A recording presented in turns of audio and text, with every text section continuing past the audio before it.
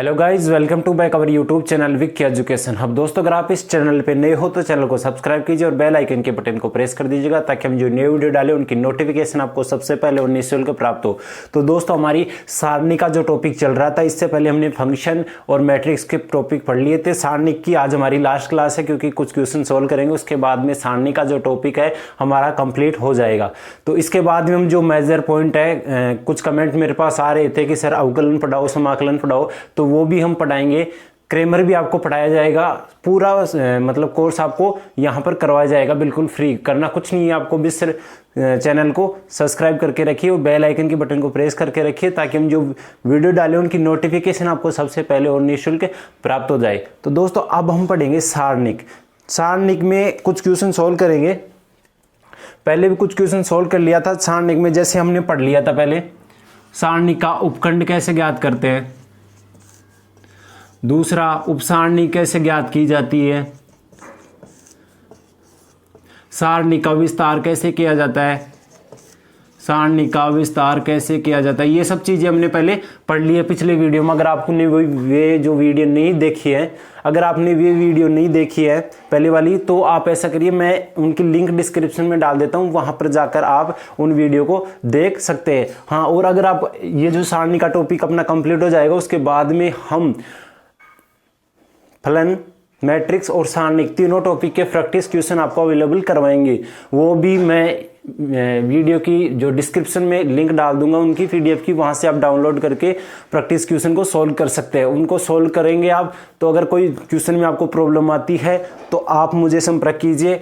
WhatsApp पर आपको call नहीं करनी है, सिर्फ व्हाट्सएप पे मैसेज करना है, वहां पर आपको सॉल्यूशन हो जाएगा आपकी प्रॉब्लम का। नंबर है 8764467869। ये हमारी व्हाट्सएप नंबर है, इन पर आप संपर्क कर सकते हैं अगर आपको किसी टॉपिक में, किसी क्वेश्चन में प्रॉब्लम आ रही है तो चलिए अपना जो क्वेश्चन है वो एक दो क्वेश्चन देखेंगे, इसके बाद में सारणी का जो टॉपिक अपना आ रहा कंप्लीट होने वाला है।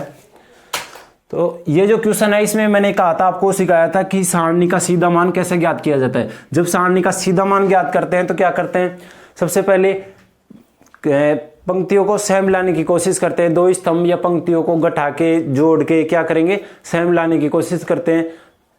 कॉमन अगर सीधे सीधे आ रहा है तो अच्छी बात, अगर कॉमन नहीं आ रहा है तो उन्हें घटा के, गुणा करके, जोड़ करके कॉमन लाने की कोशिश करते हैं। तो अब क्वेश्चन क्या है, ये क्वेश्चन समझते हैं। ये जो सारणिका में इसके बराबर करनी है, इक्वल किसके, जीरो के, यानी कि इस सारणी का मान हमें जीरो लाना है। तो सारणी का मान जीरो कैसे आएगा, मैंने कहा था जब दो पंक्तियां, दो स्तंभ आपस में के प्रत्येक अवयव आपस में समान हो तो सारणी का मान भी क्या होगा, शून्य होगा। अच्छा, और अगर किसी पंक्ति या स्तंभ के, अपना जो क्वेश्चन है वो एक दो क्वेश्चन देखेंगे, इसके बाद में सारणी का जो टॉपिक अपना आ रहा कंप्लीट होने वाला है। तो ये जो क्वेश्चन है, इसमें मैंने कहा था, आपको सिखाया था कि सारणी का सीधा मान कैसे ज्ञात किया जाता है। जब सारणी का सीधा मान ज्ञात करते हैं तो क्या करते हैं, सबसे पहले पंक्तियों को सेम लाने की कोशिश करते हैं। दो स्तंभ या पंक्तियों को घटा के, जोड़ के क्या करेंगे, सेम लाने की कोशिश करते हैं। कॉमन अगर सीधे सीधे आ रहा है तो अच्छी बात, अगर कॉमन नहीं आ रहा है तो उन्हें घटा के, गुणा करके, जोड़ करके कॉमन लाने की कोशिश करते हैं। तो अब क्वेश्चन क्या है, ये क्वेश्चन समझते हैं। ये जो सारणिका में इसके बराबर करनी है, इक्वल किसके, जीरो के, यानी कि इस सारणी का मान हमें जीरो लाना है। तो सारणी का मान जीरो कैसे आएगा, मैंने कहा था जब दो पंक्तियां, दो स्तंभ आपस में के प्रत्येक अवयव आपस में समान हो तो सारणी का मान भी क्या होगा, शून्य होगा। अच्छा, और अगर किसी पंक्ति या स्तंभ के प्रत्येक अवयव क्या हो, शून्य हो तो उस सारणी का मान भी क्या होगा, शून्य होगा। तो देख लेते हैं इसे कैसे सोल्व करेंगे। ये जो सारणी में दी हुई है, इसमें क्या करेंगे हम, C1 बराबर C1 माइनस C2, ठीक है, C2 बराबर C2 माइनस C3, इस तरीके से हम इसको सोल्व करेंगे। तो अब क्या करेंगे, C1 में हम ये C1 और C2 को क्या करेंगे, घटाएंगे आपस में। तो घटा लेते हैं, x minus a plus 2x, ठीक है, ये C1 ये C2 मैंने यहां पर लिख दिया। उसके बाद में देखते हैं a plus 2x minus a plus 3x, then a plus 4x minus A plus 5x, ठीक है। उसके बाद में कौन सा फॉर्मूला है, C2 बराबर C2 माइनस C3, ठीक है। तो अब C2 क्या है, कॉलम नंबर 2 ये है और कॉलम नंबर 3 ये है, तो इनको आपस में घटाएंगे, a plus 2x minus C3, a plus 3x, a plus 3x, ठीक है, minus a plus 4x, then a plus 5x minus a plus 6x। ये है कॉलम नंबर 2 और ये है कॉलम नंबर 3। बाकी कॉलम नंबर 3 ऐसे कैसे उतार देंगे, ये लो जी उतार देते हैं, ठीक है। यहां तक समझ में आ गया। करना कुछ नहीं है, हमें क्या करना है, C1 और C2 को माइनस करना है और C2 और C3 को माइनस करना है, कि कॉलम नंबर 1 में C1 माइनस C2 करना है और कॉलम नंबर 2 में C2 माइनस C3 करना है। वो हमने कर दिया। अब आगे इसको क्या करेंगे, सोल्व करेंगे। तो ये माइनस है, इससे ब्रैकेट से गुना होगा तो पूरे ये किस में हो जाएंगे, माइनस में, a plus x minus a minus 2x, ठीक है। समझ में आ गया। माइनस का चिन्ह है ब्रैकेट में, अगर इसको मल्टीपल करेंगे तो पूरे अवयव क्या हो जाएंगे, माइनस के, क्योंकि इसमें क्या है, प्लस के। अगर प्लस के होते तो इधर माइनस के होते, फिर ये भी माइनस है तो किस में हो जाते, प्लस में। वो मैंने आपको पहले बता दिया था। Minus 3x, a plus 4x minus a minus 5x, okay. उसके बाद में a plus 2x minus a minus 3x, समझ में आ रहा होगा आपको, मैंने बता दिया कैसे करना है ये, a plus 3x minus a minus 4x, ठीक है। उसके बाद में a plus 5x minus a minus 6x, उसके बाद में a plus 3x, a plus 4x, a plus 6x, ठीक है जी। ये हमने क्या किया, ब्रैकेट हटा दिया। ब्रैकेट हटाया तो क्या आ गए, ये सब माइनस के हो गया। अब इनको कैंसिल कर लेते हैं। a प्लस का है, ये a माइनस का क्या हो गया, कैंसिल, ठीक है।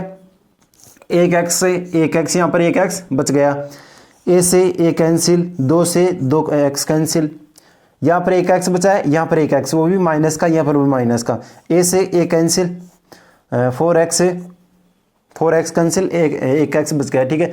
a से a कैंसिल, 2 से 2x कैंसिल, a से a कैंसिल, 3x से 3x कैंसिल, यहाँ पर एक x बचा हुआ है, a से a कैंसिल, 5x से 5x कैंसिल, ठीक है। तो यहाँ पर क्या बचा है, माइनस का x, यहाँ पर माइनस का x और यहाँ पर माइनस का x। यहाँ पर भी क्या बचा है, माइनस का x, माइनस का x, माइनस का x। बस बाकी जो C3 है ऐसे कैसे रहेगा। अब जगह का थोड़ा सा भाव है तो क्या करेंगे, हम ऊपर मिटा देते हैं। एक बार दोबारा बता देता हूँ आपको, समझ लेना। यह हमें क्वेश्चन दिया हुआ है और इसको हम क्या करना है, इसका मान हमें 0 लाना है सीधे तरीके पर। अब मैंने आपको बताया था अभी सारणी का सीधा मान कैसे ज्ञात किया जाता है। वो क्या करते हैं, सबसे पहले कॉमन लेते हैं। अगर कॉमन नहीं आ रहा है तो 2 पंक्तियां स्तंभों को आपस में घटाएंगे, कॉमन लाने की कोशिश करेंगे। कॉमन लाने के बाद में उसमें क्या करेंगे, पंक्तियां 2 स्तंभ समान हो जाएगी तो उसका मान क्या आ जाएगा, 0। तब तक ऐसे कॉमन लेना अपने को, ऐसे इस तरीके से घटाना है भाई, 2 पंक्तियां समान आ जाए, 2 स्तंभ समान आ जाए तो उस सारणी का मान क्या हो जाएगा, 0 हो जाएगा। तो यहां तक आपको समझ में आ गया। C1 बराबर, C1 जो कॉलम नंबर फर्स्ट है उसमें C1 माइनस C2 किया है, कॉलम नंबर 2 में क्या किया है, C2 माइनस C3 किया है, ठीक है। ये मान मैंने रख दिया, आपको समझ में आ गया होगा। अब मैं ऊपर मिटा देता हूं क्योंकि जगह का अपने पास अभाव है, तो आप लिखते जाइए। ऐसा नहीं है मैं मिटा दूं फिर आपको अभी तो समझ में आ रहा है फिर बाद में नहीं समझ में आएगा, तो आप क्या करेंगे, अपने नोट्स में लिख लीजिए, ठीक है। यहाँ पर क्या बचा था, यहाँ पर क्या बचा था, माइनस एक्स, यहाँ पर माइनस एक्स, यहाँ पर माइनस एक्स, ठीक है। और यहाँ पर क्या बचा था, minus x minus x minus x बचा था कि नहीं। अब 3x में 2x गए तो कितना बचा, माइनस का 1, 4 में से 3 गए तो माइनस 1, 6 में से 5 गए तो माइनस के, क्योंकि बड़ी संख्या किस में है, माइनस में। और ये अपने C3 है, ऐसे कैसे रहेगा।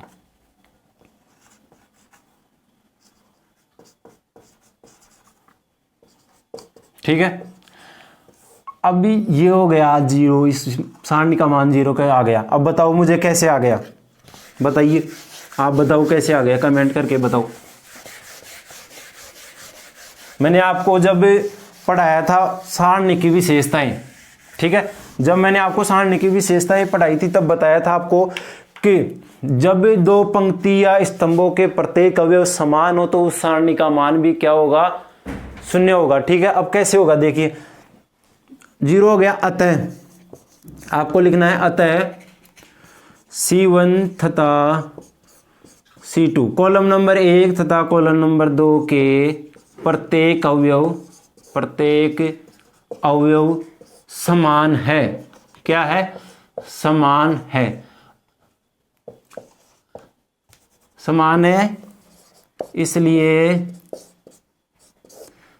इस सारणी का मान शून्य होगा। समझ में आ गया क्या, कैसे है शून्य, क्योंकि C1 और C2 क्या है कि प्रत्येक अवयव क्या है, समान है, सारणी का मान क्या होगा, शून्य होगा। ठीक है, अब इसके बाद में देखते हैं अपना नेक्स्ट क्वेश्चन। एक लास्ट क्वेश्चन अपना बचा हुआ है, वो देख लेते हैं, उसके बाद में हम कल पढ़ेंगे क्रेमर नियम, उसके बाद में पढ़ेंगे हम समाकलन और अवकलन। ठीक है,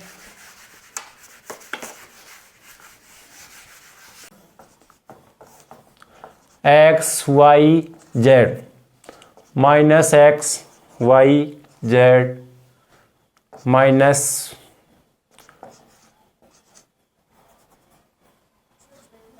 ठीक है बराबर 4xyz।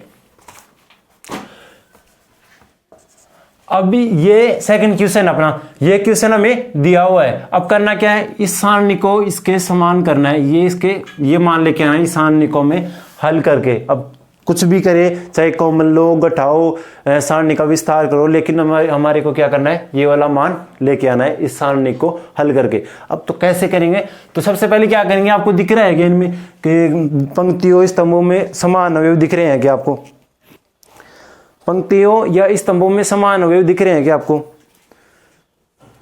मेरे राउंड कैसे घूम गया भाई। हाँ जी, तो आपको क्या पंक्तियों या स्तंभों में समान अवयव दिख रहे हैं क्या, मतलब सर जी दिख रहे हैं, कौन से में, C1 में दिख रहा है, C2 में दिख रहा है और C3 में दिख रहा है। तो ले लो भाई, क्या करेंगे हम, x y z बराबर, यानी कि अब C1 में x कॉमन ले लिया, C2 में y कॉमन ले लिया, C3 में z कॉमन ले लिया। तो यहां पर कॉमन लेने के बाद में क्या बचा, 1 माइनस 1 माइनस 1 1 1 माइनस 1 1 1 1। ठीक है, अब यहां पर लिख देंगे C1 में x, C2 में y तथा C3 में z को इधर दो बड़ा नहीं लिखना है क्योंकि अपने को इधर दूसरा क्वेश्चन और सोल्व करना है। तो क्या किया, C1 में x लिया है, C2 में y और C3 के अंदर क्या लिया है, z को कॉमन लिया। तो z को कॉमन लेने के बाद में क्या आ गया अपने पास, ये वाला सारणी बन गई। ठीक है, अब क्या मैंने आपको बताया था जब सारणी की विशेषताएं बताई थी कि किसी प्रत्येक या अवयव में के सभी अवयव एक एक हो तो क्या करेंगे, उन्हें घटाकर शून्य करने की कोशिश करेंगे ताकि हम सारणी का विस्तार आसानी से कर सके। ठीक है, तो क्या करेंगे, हम शून्य लाने की कोशिश करेंगे। तो क्या करेंगे, x y और z को तो सेम टू सेम लिख दिया। उसके बाद में क्या करेंगे, r1 बराबर r1 माइनस r2 में करना है। ठीक है, तो कैसे करेंगे, ये है R1 में करना है, यानी कि रो फर्स्ट को रो माइनस को आपस में क्या करना है, घटाना है। तो क्या करना है, 1 माइनस, ये माइनस का है 1 माइनस 1 और 1 माइनस 1। समझ में आ गया, ये R1 का है और ये R2 का, माइनस हमें करना है तो माइनस का चिन्ह और ये माइनस का चिन्ह इसका आ गया, 1 माइनस 1 1 माइनस 1। ठीक है, उसके बाद में सेम टू सेम लिख देंगे,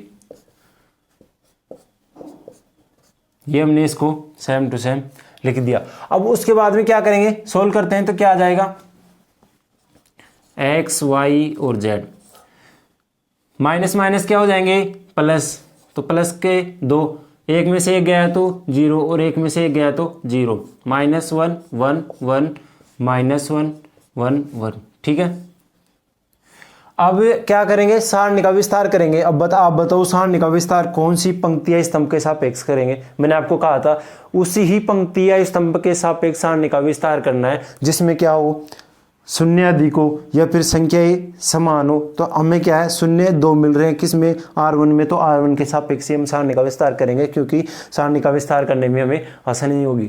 ठीक है, तो मैं थोड़ा सा इसको इधर बड़ा कर लेता हूं। तो क्या करेंगे, R1 के सापेक्ष सारणी का विस्तार करने पर R1 के सापेक्ष सारणी का विस्तार करने पर, तो R1 के सापेक्ष करेंगे। अब मैंने आपको चिन्ह बताए थे, plus minus plus minus plus minus plus minus plus, ये अगर सारणी का विस्तार करते हैं तो ये चिन्ह हमें ज्ञात होने चाहिए। अब किसके सापेक्ष कर रहे हैं, R1 के, तो R1 वाले चिन्ह हम यूज में लेंगे। तो ठीक है, R1 के सापेक्ष कर रहे हैं तो अपना x y और z तो ऐसे कैसे रह जाएगा। ठीक है, बराबर, ये क्या है, 2 पहला अवयव। ठीक है, पहले अवयव क्या है, 2, तो 2 की पंक्ति वही स्तंभ को छोड़कर शेष अवयव को सेम टू सेम लिख देंगे तो इसकी क्या आ जाएगी, उपसारणिक आ जाएगी। ये इसकी स्तंभ हो गया, ये हो गया इसकी पंक्ति, तो बच्चे कौन से हो, ये इसकी क्या होगी, उपसारणिक। 1 1 -1 1। ठीक है, अब बच्चे क्या है, 2 शून्य, तो अगर हम इनकी सारणिक या उपसारणिक ज्ञात करेंगे ना तो इनका मान क्या आएगा, -0 + 0। सीधा मैं लिख देता हूं, आपको ऐसे नहीं लिख के आना है एग्जाम में, आपको क्या करना है, इस तरीके से इसकी भी उपसारणिक याद करनी है, उसको सोल्व करना है, उसके बाद में ही ऐसे आपको लिखना है। अब मैंने सीधा इसलिए लिख दिया क्योंकि अपने पास जगह का अभाव कम है और मैंने आपको बता दिया भाई सारणी का विस्तार कैसे करते हैं, तो सारणी का विस्तार आपको करना आता है, तो मैं सीधे तरीके से इसको समझा देता हूं। ठीक है, तो ये 0 0 कैसे है आपको समझ में आ गया होगा। अगर इसके सापेक्ष हम सारणी का विस्तार करें, सॉरी R1 के सापेक्ष हम सारणी का विस्तार कर रहे हैं तो इस 0 की क्या करेंगे, उपसारणिक याद करेंगे, तो इसके स्तंभ और पंक्ति को छोड़कर सभी अवयवों को सेम टू सेम लिख देंगे। जब इनको सोल्व करेंगे तो 0 से लास्ट में क्या करेंगे, मल्टीपल करेंगे तो उसका मान क्या हो जाएगा, 0 आ जाएगा। ठीक है, तो आप करके देख लेना, 0 आएगा। उसके बाद में हम करते हैं x y z बराबर, ये क्या है, इसको सोल्व कैसे करते हैं, उपसारणी को मैंने आपको बताया था, पहले ऊपर से नीचे गुणा करते हैं और एक बार नीचे से ऊपर। तो मैंने कहा था कि नीचे से ऊपर से नीचे गुणा करते हैं तो क्या आएगा, चिन्ह परिवर्तन नहीं होगा, अगर नीचे से ऊपर कर रहे हैं तो चिन्ह में परिवर्तन हो जाएगा। तो 1 को 1 से गुणा करेंगे तो कितना आएगा, 1, और माइनस का 1 और माइनस का आ गया। ठीक है, उसके बाद में 1 को 1 से गुणा करेंगे तो माइनस का 1, तो माइनस का क्या हो गया, minus minus plus x y z। ठीक है, ये अपने पास बराबर का चिन्ह नहीं था क्योंकि यहां पर देख रहे हैं बराबर का चिन्ह इक्वल हमारे पास इधर है। ठीक है, तो अब क्या आ गया, क्या हो गया, 2 और 2 4 कितने होते हैं, 4, तो 4x y और z। देखो हुआ कि नहीं, आंसर आया कि नहीं। हमें क्या करना था, इस सारणी को इसके समान करना था, तो हुआ कि नहीं, तो हो गया इति सिद्धम। तो आपको इस तरीके से सोल्व करना है। प्रैक्टिस क्वेश्चन में आपको अवेलेबल कराऊंगा, अगर उनमें आपको कोई दिक्कत आती है तो मैंने आपको नंबर बताए थे व्हाट्सएप नंबर, उन पर आप मुझे मैसेज कर सकते हैं, कॉल आपको नहीं करना है। सिर्फ व्हाट्सएप पे आप अपने जो क्वेश्चन है उसकी फोटो लेके या उसको क्रॉप करके आप मुझे सेंड कर सकते हैं, वहाँ पर आपको उसका सॉल्यूशन अवेलेबल करवा दिया जाएगा। अगर एक ही प्रश्न को काफ़ी सारे स्टूडेंट पूछ रहे हैं तो उसको फिर वीडियो के रूप में भी आपको यूट्यूब पर उपलब्ध करा दिया जाएगा।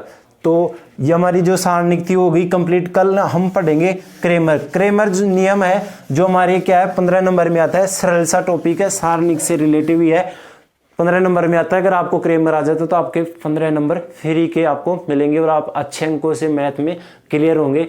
मैं तो कहता हूँ आप अच्छे से पढ़ो, आपके 80+ नंबर आएंगे। ज़्यादा कुछ नहीं करना, आपको अपने खुद के नोट्स बनाने। और हाँ, सबसे बड़ी चीज़ आपको ये देखना है कि पेपर कैसे आता है, क्योंकि हमें क्या होता है कि हार्ड स्टडी के साथ साथ में स्मार्ट स्टडी भी करना होता है। हार्ड स्टडी तो हर कोई करता है आजकल, हमें क्या करना है, स्मार्ट स्टडी करना है अपने को। स्मार्ट स्टडी कैसे करेंगे, पेपर सेट उठाओ 5 साल के, उन्हें पढ़ो भी कैसे, कहाँ पर किस तरीके से क्वेश्चन पूछा जा रहा है।